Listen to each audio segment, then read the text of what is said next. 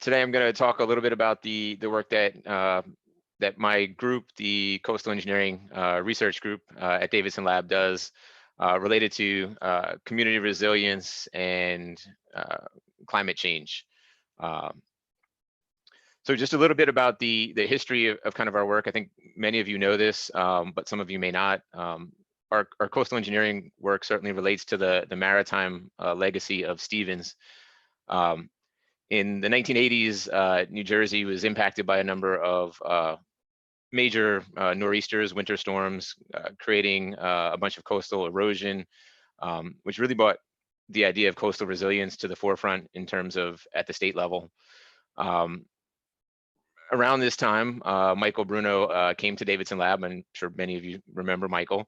And Michael's background was in coastal engineering, sediment transport in particular.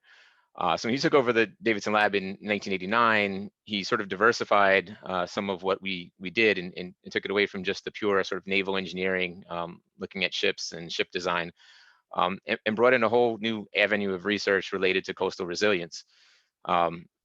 Right after he took over, we got hit actually by a series of 4 historic storms in 18 months, which spurred the state of New Jersey to enact something called the shore, or to establish something called the Shore Protection Fund.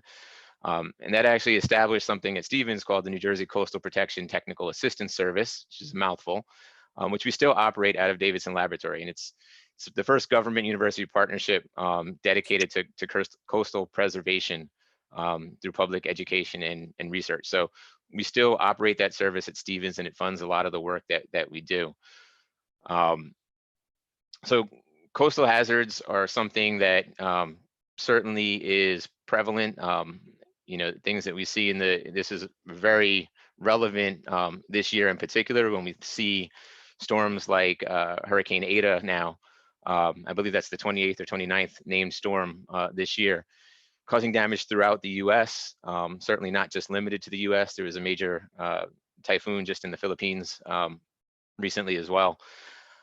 And when these storms occur, obviously we see scenes like you see depicted in these photographs. These are all from Hurricane Sandy and how it impacted the New Jersey shoreline.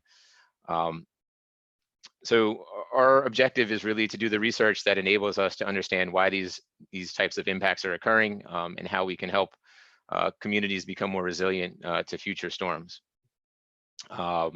So we do that in a variety of ways. After Hurricane Sandy, we actually had we won an NSF grant to study the damage. So here you see a bunch of images of some of my students, no pictures of me, just my students out in the field collecting data. We surveyed 200 plus structures in 3 communities, looked at watermarks, building damage assessments, use this to create a database that we would subsequently analyze in some of our research to try to, again, identify what were some of the causes of the damages that we were seeing, and what can we do to potentially mitigate them moving into the future.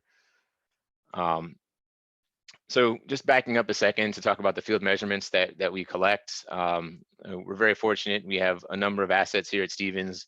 You actually don't see them pictured in these pictures, but we actually have 2 boats. We have 2 research vessels that are capable of deploying instruments offshore. Here you see some of our more fun equipment. There's a picture of one of our drones. We have a jet ski, a wave runner that we utilize to survey the beaches. We have an ATV.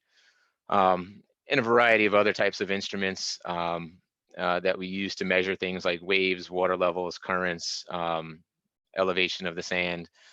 We have some drifters, some GPS drifters that we throw out in the water and chase around.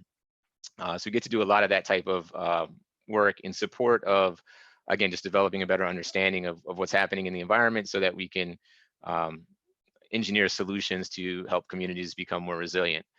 Oh, and there's one pop-up. We combine a lot of this field data that we collect with coastal modeling. So coastal models allow us to simulate circumstances which may not have occurred, or to simulate circumstances that have occurred and try to understand why they did. So some of the images that you see here on this slide, the picture on the top is from Normandy Beach during Hurricane Sandy.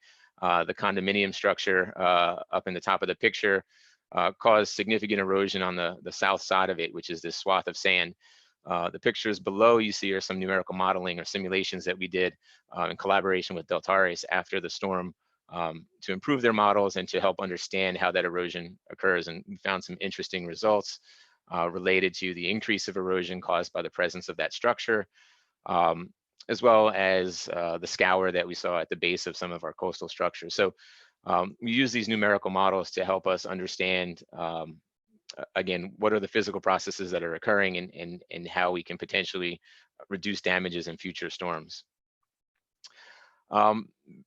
Going back to some of our NSF work, the approach that we took after the NSF data collection was to sort of start very simple and kind of build more complex relationships. So what you see here is it's a range of results. We start basically looking for relationships between structure location, how close they were to the water basically, and whether or not they were damaged, right? It seems like a very straightforward argument. But then beginning at that very simple point, we sort of build more complex relationships. So is the damage related to distance to the shoreline, distance to neighboring structures? Were the impacts related to debris or waves or inundation? Does that make a difference in the type of damage that we see? So we start with these very simple relationships and kind of build out more and more complex, utilizing a variety of different approaches. Here we began to get into some data-driven approaches, looking at things like principal component analysis and multivariate regression analyses to try to classify or identify the conditions under which structures will become damaged. We do a lot of work trying to assess the environment to understand when or how the environment will be impacted by coastal storms. So one of our things that we've been working on for quite some time is something called the Storm Erosion Index. A couple of PhD students of mine have kind of developed this. It's a method of assessing the erosion potential of a storm, which doesn't always necessarily match up with the traditional measures. So in other words, a Category 5 hurricane doesn't always cause significant erosion. It depends on the characteristics of the storm, how fast it moves, how big the storm is. So we developed this index to classify particularly beach erosion, with the idea that the beaches and the dunes provide the protection to the structures behind. So if we get a sense of how vulnerable potentially that beach and dune system is to the occurrence of a storm, then we can understand more completely how the protection, how well that protects the communities behind it. So recently we've done some work where we've reclassified a bunch of storms in New Jersey based off of 34 years of data and developed a climatology, again, which was interesting in that it doesn't necessarily, the storms we think of don't always pop out. So in other words, the hurricanes, Hurricane Sandy doesn't always pop out as the most significant storm. There are a couple nor'easters in there that are also very significant from a beach erosion standpoint. We had the opportunity to apply some of our Storm Erosion Index work to a storm which occurred not in New Jersey, so Hurricane Michael, which impacted Mexico Beach in Florida. Fortunate to send a graduate student down there to collect data very similar to what we did after Hurricane Sandy here in the US, with the idea of kind of building up a database of structures and damage so that we can, again, begin to apply more of these data-driven approaches. And so what we saw in Mexico Beach was that the Storm Erosion Index was related to the amount of beach erosion that was observed. But we found sort of an unexpected result that there's a derivative, something called the peak erosion intensity, that we saw that was related to some of the structural impacts, more related to some of the structural impacts. So this is something that we actually have a PhD student right now that's pursuing that direction for some of his research. The Storm Erosion Index, you heard me talk about it actually on the previous slide. Where we're at now is the Storm Erosion Index is a parameter which is readily calculable just from just gives an idea of the intensity of the storm. Right now, what we're doing is working on methodologies for linking that those characteristics of the erosion potential to characteristics of the actual coast on which the storm will occur. So things like the characteristics of the beach and the dune. How wide is the beach? How much volume of sand is stored within the dune on the beach? Again, with the idea that if we can classify the storm, and then we can classify the impact to the beach and the dune system, it gives us an idea of whether or not the structures or the infrastructure behind it will be protected or not. So again, kind of building up, starting very simple, and then kind of getting increasingly more complex. And we're using a number of sort of data-driven approaches we're exploring right now. And what you see here is just an example of a classification tree that was one of the approaches that we were utilizing in this case. Um, in terms of how we utilize some of our numerical models, you saw an example of how we're using models to assess the impacts of storms, but we also use these models to evaluate and to try to understand the coastal processes in support of coastal management decisions. So here's an example where we're applying a numerical model to look at a dredging issue. So the New Jersey Department of Transportation has issues with these inlets closing due to shoaling.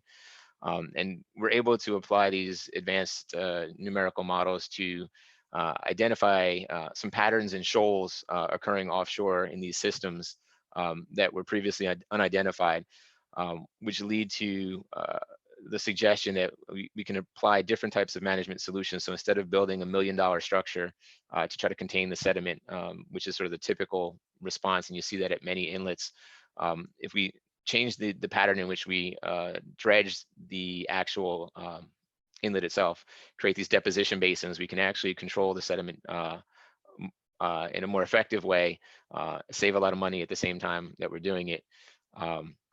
Again, just another use of these numerical models to help us understand the physical processes that are, in this case, causing a problem, a coastal management issue at this inlet. So one of our of all the field equipment that you saw previously, the jet ski's fun, but we've been using that for quite some time. What we're really beginning to explore more and more is the use of drones or UASs for our purposes. So in this particular study that's displayed on this slide, we were looking at the use of drones with structure from motion. Structure from motion is a technique which allows allows us to recreate three-dimensional surfaces from static images. So essentially the drone's taking pictures from a whole bunch of different angles, and you kind of piece it all together, and you can create really high resolution photographs, which we call orthomosaics, which you see in the upper right hand corner here. But you can also recreate the three-dimensional surface elevations. So the colored plots here are the surface elevations, and we can see really unique features, three-dimensional features that prior to the use of this technique, we would just miss in our data analysis.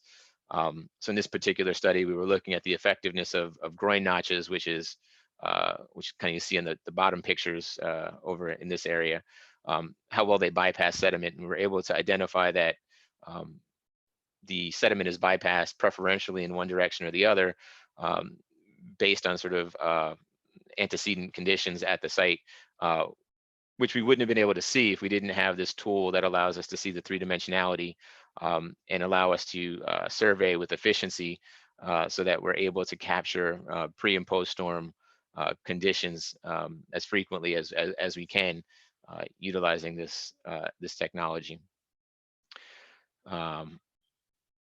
And really, I guess the last little bit that I wanted to kind of touch on is something that we've kind of pioneered, I think, at Stevens, and that's the use of something called living shorelines.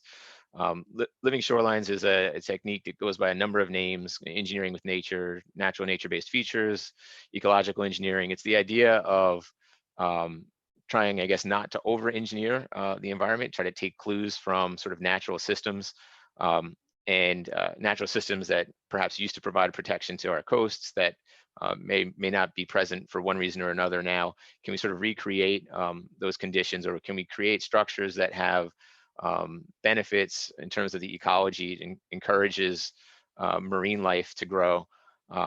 So rather than just sort of stark gray engineering hard infrastructure, creating these habitat opportunities while we're also providing coastal resiliency opportunities. So one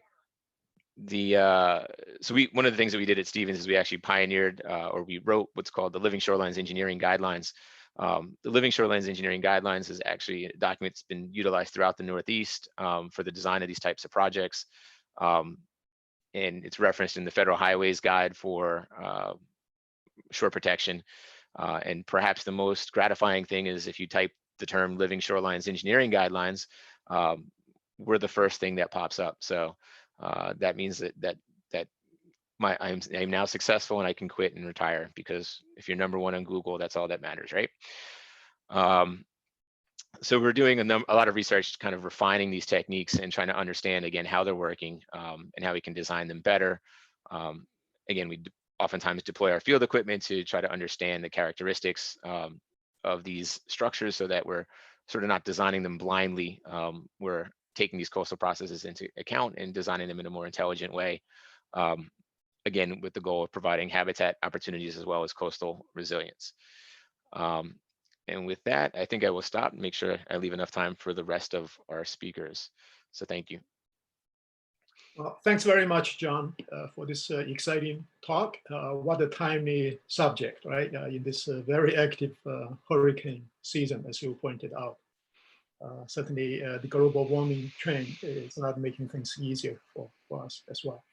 Okay, so questions from the audience, please. Yeah, please unmute yourself before you ask questions.